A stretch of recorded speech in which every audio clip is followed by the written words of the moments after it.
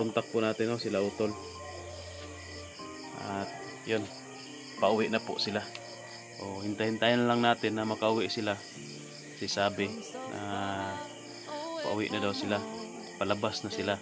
Mag-resign na tayo, Tol, kasi sobrang hirap, sobrang pagod ng trabahong to. Tapos kaunti pa yung views natin, no? Mahirap ang trabaho na ito. Sobrang dami mo ng kalaban, sobrang delikado pa yung trabaho.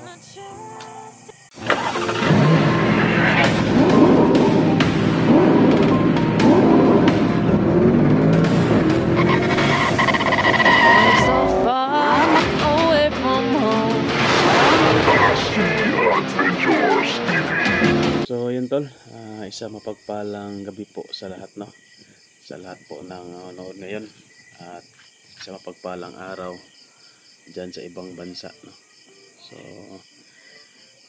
nag video na po tayo, Tol, kasi yun po, no, nalaman na po natin ang mga nangyayari, Tol, sa mga kasama natin.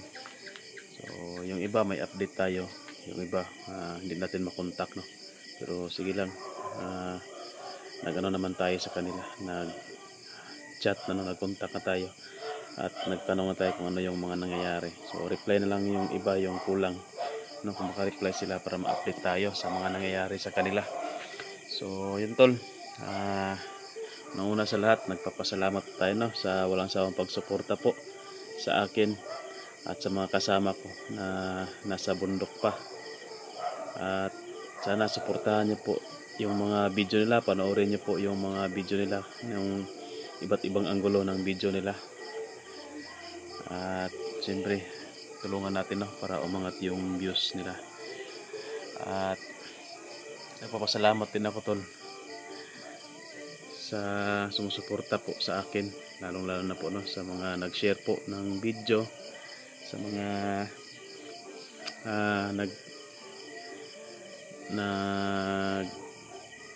ano po ba, hindi po nag-skip ng ads, yun. At palaging sumusuporta po sa atin bawat upload natin, yan. Nagpapasalamat po ako sa inyong lahat, Tol. Hindi ko na isa-isahin, no, kasi sobrang dami, no? Kahit 500 lang yan, marami na yan kung isa-isahin natin. Maubusan tayo ng oras kung iisahin pa natin yung 500 na taga-suporta, no? So yan, nagpapasalamat po ako sa inyong lahat, Tol. Salamat po ako sa inyong lahat sa walang sawang suporta po sa akin at sa mga kasamahan ko po. So yun, Tol, pag-usapan po natin yung sitwasyon po ng mga kasama ko doon. Sobrang busy po natin kanina habang kumukontak tayo sa kanila. Nagpaayos po ako ng ng motor ko, kaso hindi talaga naayos, Tol.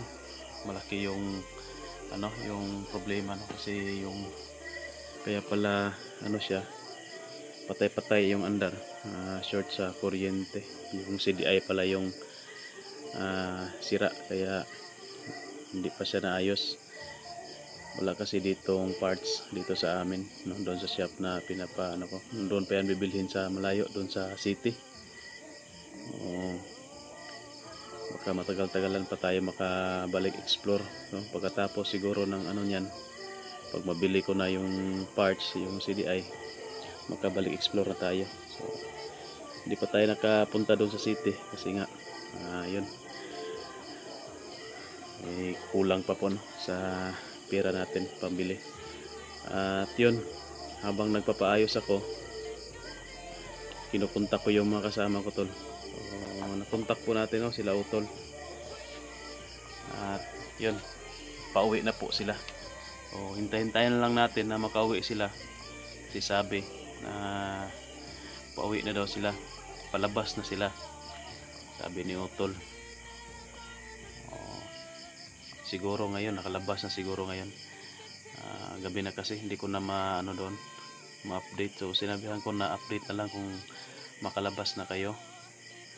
At ang inaalala ko, Tol, kasi hindi ko makontak sila George at Picoy, no? Pero nag na ako kung saan na sila, nag-info na ako kung nagchat na ako sa kanila na bigyan ako ng info kung saan na sila para malaman natin kung ano yung kalagayan o sitwasyon nila doon sa bundok, no? Ang problema lang nito kasi sira pa yung motor, hindi pa tayo makabalik agad doon sa bundok. Kailangan ko pa yung ipaayos para maka-explore agad ako. At yun, mag-ano muna tayo ng info sa kanila kung ano yung mga nangyayari. So sana safe sila na makalabas, la Otol kasama si Sarge at saka si Pinuno. So si Miko lang at si George yung problema. At yun, mabuti na lang na ano natin, na retrieve ko yung account ko. Ito na kuha ko na, no, na ilagay ko na dito sa CP yung account ko sa YouTube at saka sa Facebook. Buti na lang alam ko yung mga password kasi nandun pa sa listahan, nililista ko yan, yung mga password ko sa Facebook at saka sa YouTube. Kasi dati yung isang account ko muntik nang mahack, hindi ko alam yung password, kaya kailangan talaga na ilista natin para kasi ano tayo ulyanin tayo mabilis lang ako makalimot, kaya yun, kailangan talagang ilista. So buti nakalista tayo at na-retrieve natin yung account.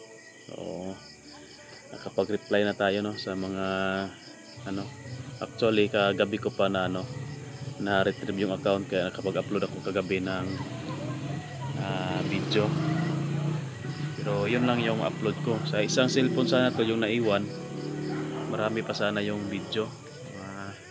May pwede pa yun, may ma-upload yun mga 2 o 3 video, no, na nandoon na pwede sanang i-upload. Kaso yun nga, na nalaglag, hindi natin makita. Nung binalikan ko, hindi na makita, sayang yun. Pero salamat pa rin tayo, no, kasi may blessings din na pag-uwi natin dito, may ano kagad, cellphone agad. Malaki pa ang problema, tol, sa baka hindi pa ako makabalik akyat agad. Yung ano, yung problema natin. So yung update, yun lang. Huwag kayong mag-alala sa kanila, ano, Pinuno, Sarge at kay Otol, kasi pababa na sila. Hindi ko nga siguro kung sa oras na ito nakababa na sila. Ano na lang, busy kasi tayo kanina, hindi ko na update.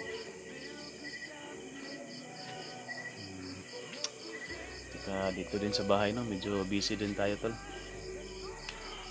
Pag nandito tayo sa bahay, tayo nagbabantay sa mga anak natin. At kanina din pinapayos ko yung motor, wala tayo dito sa bahay.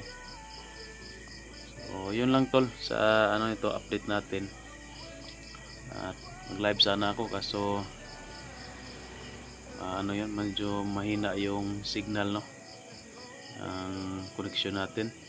Baka magputol-putol lang ba yung signal, yung live natin. Kaya ito na lang, video na lang, para may upload din ako sa channel ko, no, update sa akin.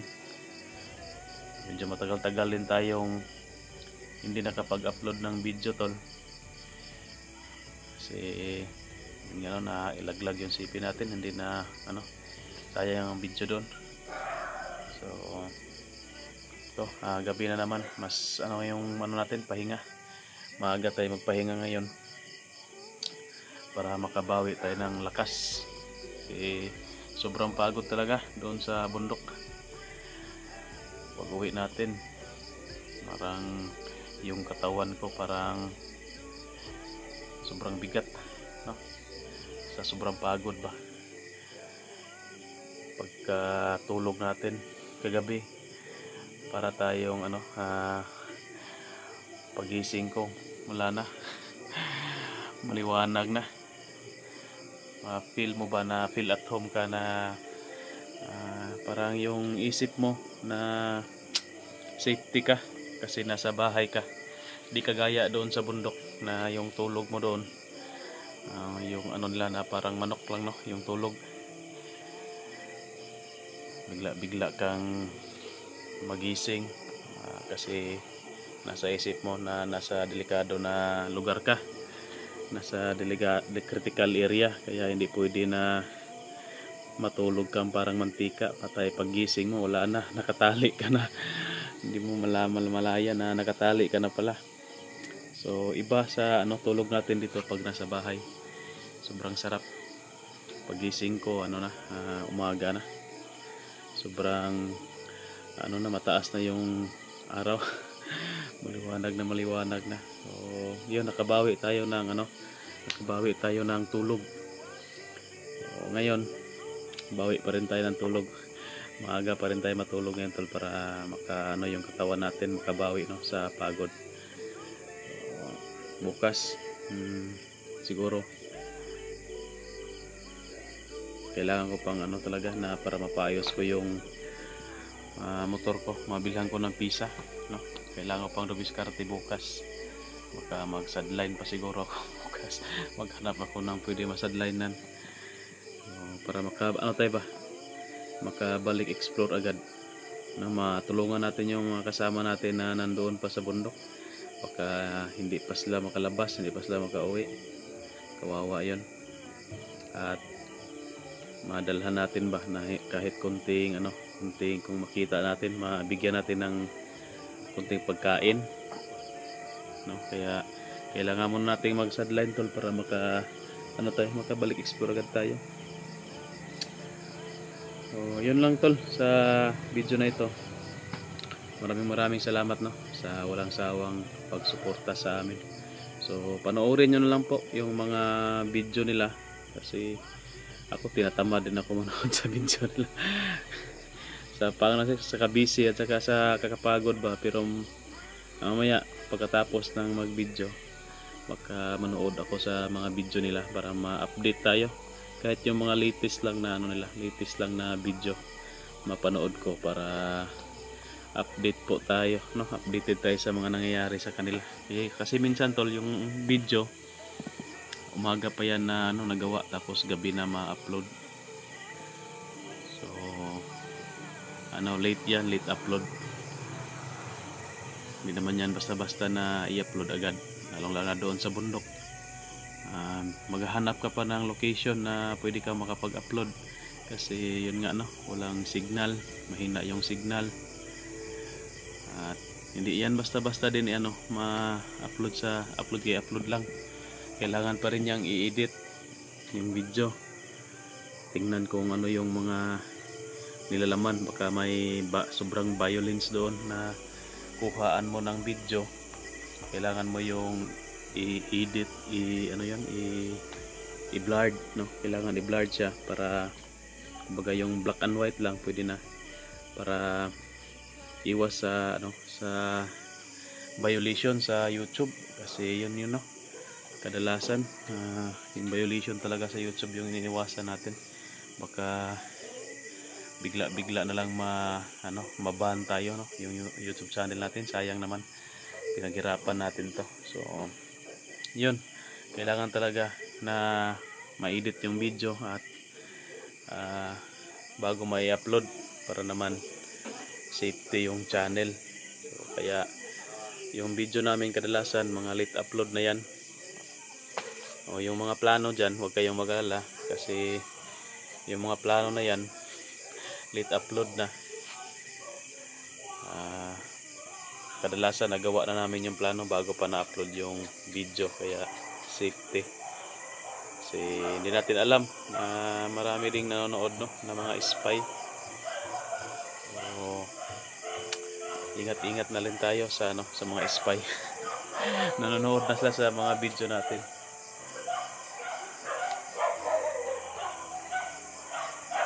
Parang yung aso ko.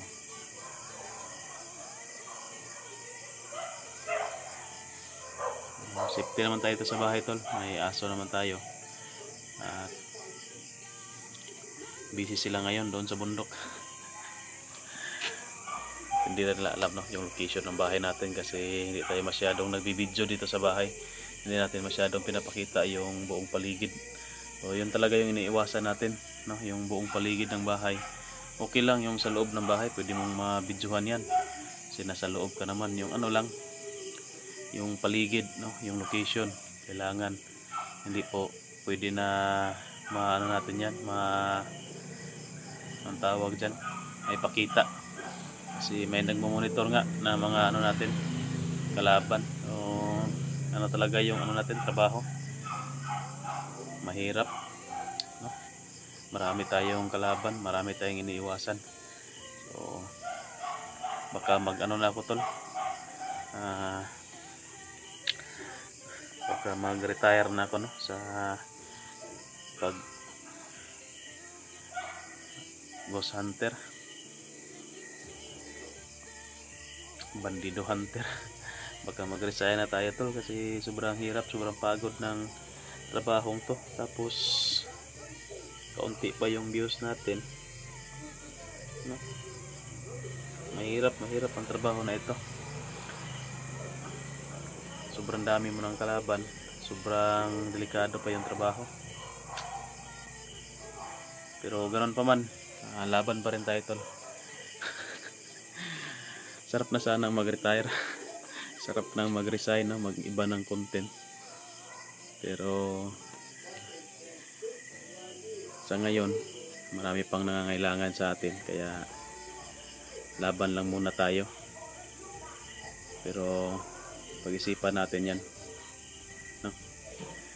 Kasi kung titigil tayo, wala, tigil na rin yung income natin. Mahihirapan tayo, no, sa pang-araw-araw. Ayos na lang to, kasi kahit papano may pumapasok sa atin, no? Kapag nanonood kayo ng video, hindi kayo nag-skip ng ads, yun, kahit papano may revenue tayo, makasahod tayo sa isang buwan. Ayos na yun, basta patuloy pa rin sa pagsusumikap sa paggawa ng video, no?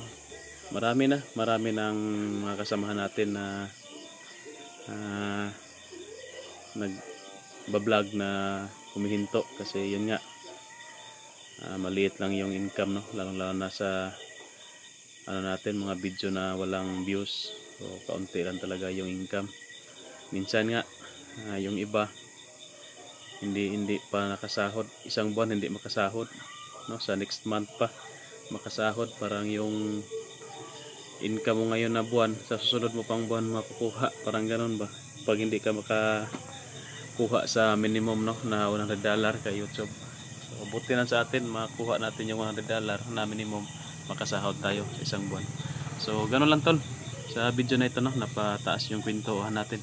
Maraming salamat po sa inyong panonood sa video. So please share sa video natin tol, at sana makontak natin sila, makontak sa atin para malaman natin, no, kung ano na yung update sa kanila. So yan, thank you sa suporta. Ingat kayong lahat. God bless.